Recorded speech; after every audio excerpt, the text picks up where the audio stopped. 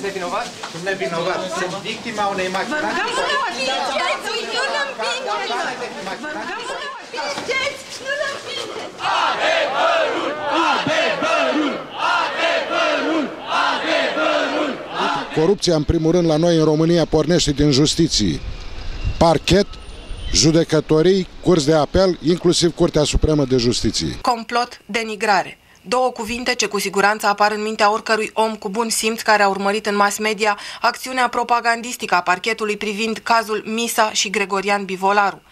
Cel dintâi semn de întrebare privind legalitatea acțiunilor din dosarul cu nume de cod Crist, de altfel sugestiv în ceea ce privește semnificația lui, ni-l punem odată cu prima reținere la poliție a domnului Gregorian Bivolaru.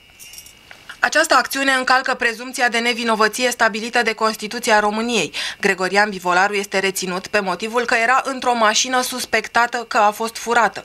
Nu există asemenea mașini. Mașinile sunt date în urmărire după reclamarea furtului de către proprietari. Pe de altă parte, faptul că domnul Bivolaru nu a fost reținut ca lider Misa, ci ca posesor al unei mașini furate, arată subțirimea probelor și nuanța mai degrabă de show media al acestei acțiuni. S-a spus că este pentru o verificare de rutină.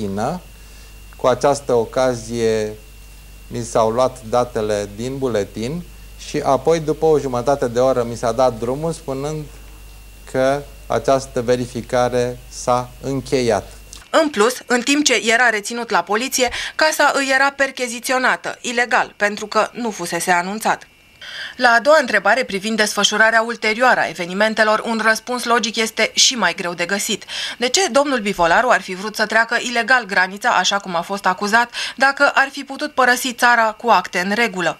Deci este un scenariu. M-au reperat domnii de aici, din clădire, au zis că ăsta este Bivolaru și apoi m-au luat și m-au băgat aici. Deci n-ați încercat să treceți ilegal? Nu, și am martori, am nenumărat martori. Au apărut 5 polițai de frontieră în uniformă, împreună cu o altă persoană care fotografia, care era îmbrăcată în civil, iar domnul Bivolaru era bruscat, era tras cu brutalitate în exteriorul clădirii pe acea ușă, timp în care îi se făceau fotografii. A fost târât în forță în exteriorul clădirii pe trotuar, orientat cu fața către Ungaria, ca și cum dânsul ar fi vrut să fugă. Și în acest moment îi se făceau fotografii. Ce mi se pare foarte ciudat în toată această conjunctură nefastă care îl privește pe domn Bivolaru este faptul că eu, în calitate de martor principal în această speță, am fost lăsată în mod intenționat vădit deoparte, chiar și în momentul reținerii mele, deși am fost reținută, eu nu am fost dusă în clădire împreună cu toți ceilalți, nu am fost deloc audiată în calitate de martor la Procuratura din Arad, deși eu personal am solicitat aceasta, întrucât mărturia mea ar fi fost foarte importantă în acest caz. Declarația unui martor, Dan Cătălin, apărută pe site-ul evenimentului zilei, confirmă cele relatate. Pot să vă spun că am fost chiar în vamă. Mă întorceam din Austria împreună cu familia.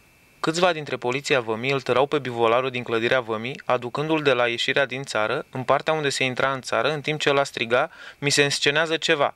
Ba mai mult, îl și duceau înspre tonetele alea de duty free, fotografiindu-l. Deci toată această abureală cu trecerea ilegală de la TV nu este decât ceva să ne umple nouă gura și pentru a-l reține în țară pe ăla cu sexul. Drept să vă spun, când am văzut știrile, m-a pufnit râsul pentru că știam cum a fost. Nu știu dacă interesează pe cineva, dar ne mint în față.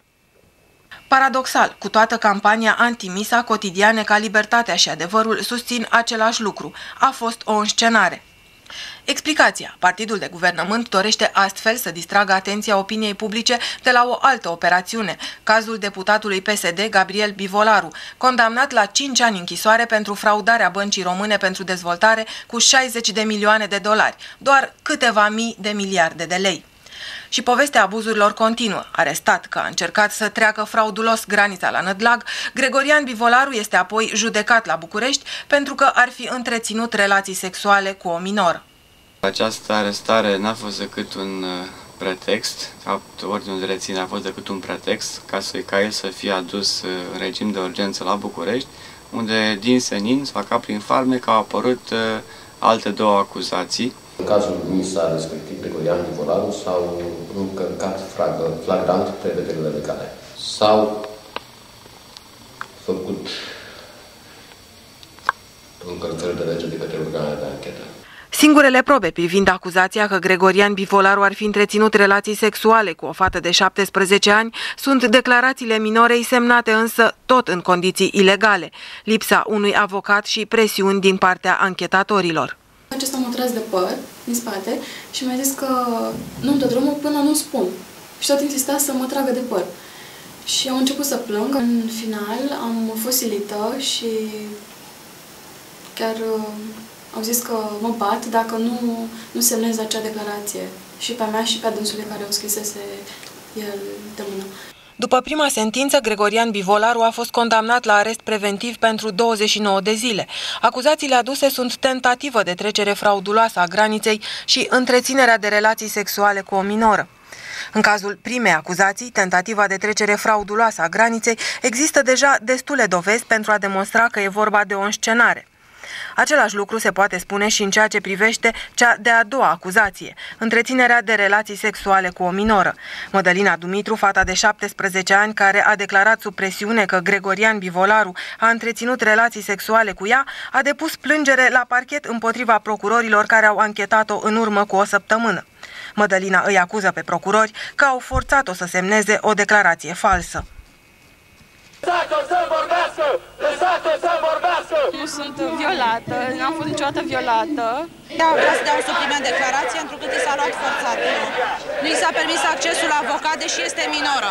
Vreau să precizez că deși la început presa a fost intoxicată cu asemenea acuzații calomnioase și anunțuri cum că ar fi vorba de deținere stupefiante, de grup sau de grupare paramilitară sau de proxenetism, prostituție și așa mai departe, până la urmă, iată, mâine sunt 2 săptămâni de când s-a declanșat această anchetă și nu s-a găsit nici măcar un gram de droguri, nu s-a găsit nici măcar o armă, deci iată că aceste acuzații sunt complet nefondate. Una dintre explicațiile privind această înverșunată acțiune a parchetului și a celor care au comandat-o este simplă. Într-o societate de consum, oamenii care urmăresc să trăiască conform unor principii spirituale nu pot fi controlați, pentru că nu pot fi atrași în goana după bani atât de ușor.